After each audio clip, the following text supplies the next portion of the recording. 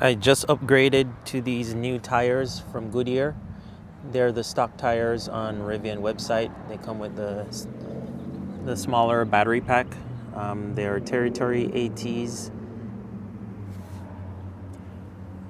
They even have the EV charger logo. Um, it's 3-peak mud and snow tire. Thread patterns don't look very aggressive. It doesn't look as aggressive as the Pirellis, and also I guess the corners are a little bit more smooth.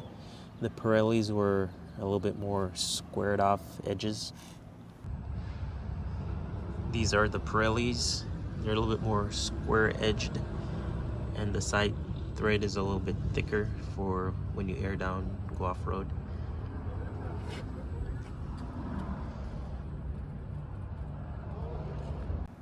I would say they do look smaller. They are about an inch shorter tire.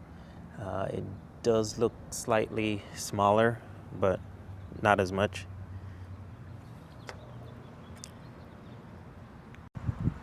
I was forced to upgrade these tires because the last off-roading trip I went on, I got a flat, which was unfortunate.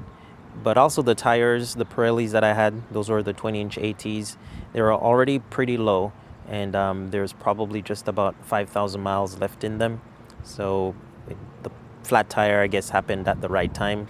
You can tell my rims were all scratched up from the flat tire.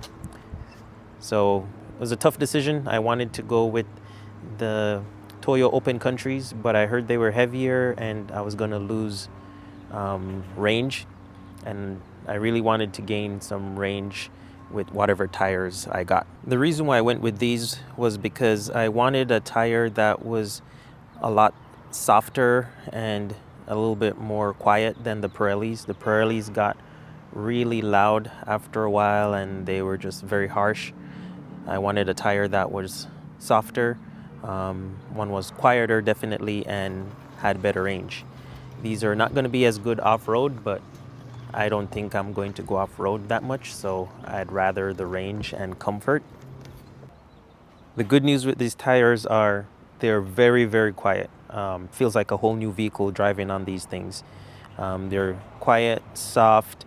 I actually have to put the suspension in moderate because it is just way too soft, so I like that I was able to do that. I also took them off-road for a little bit and they held up well. It actually did very good on washboard roads or gravel roads, so it's a good option for that. Unfortunately, the one area where it's failed is the range. I've gone over 1,500 miles. I've been driving primarily in all-purpose mode, but there's been a couple of trips I've been in conserve mode, and the best I've been able to get so far is 1.8 miles per kilowatt. When I had the Pirellis, I was able to do closer to 2 miles per kilowatt. No matter what kind of driving I was doing, it was better at it for some reason. Right before I changed the tires, I did just a small 20-mile loop in traffic on the freeway with the Pirellis before I changed them to the Goodyears. And even in that test, as small as it was, it proved that the Pirellis were slightly more efficient than these Goodyears. So that's the bummer. I'm just glad it's a cheaper tire overall, but the range didn't live up to my expectations at all.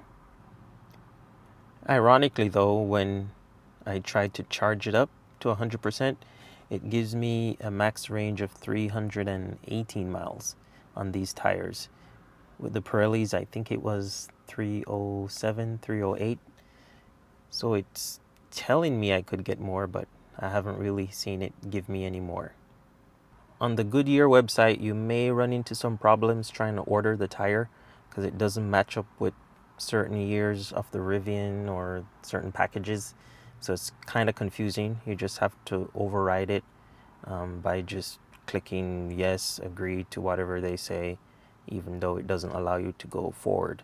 But then with a little bit of persistence, you can get to add it to your cart.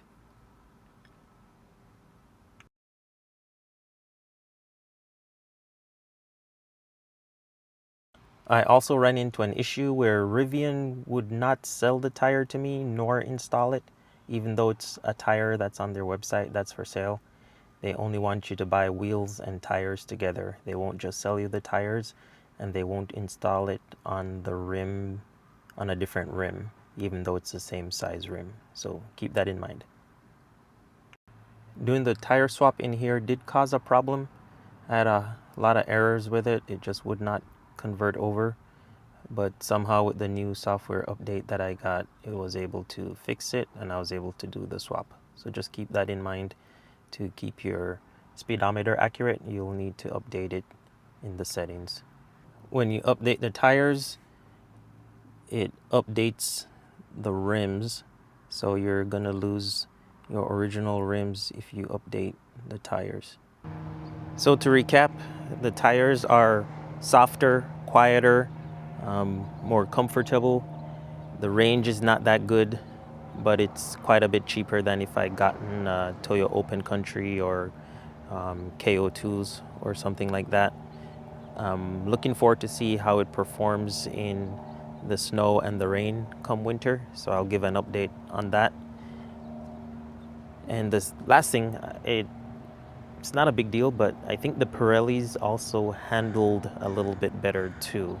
I think this has more roll, mainly because of maybe how rounder the sidewalls are, maybe, I don't know, but the Pirellis handled a little bit better. So overall, if you want comfort, quietness, this is the way to go, but not the best for range.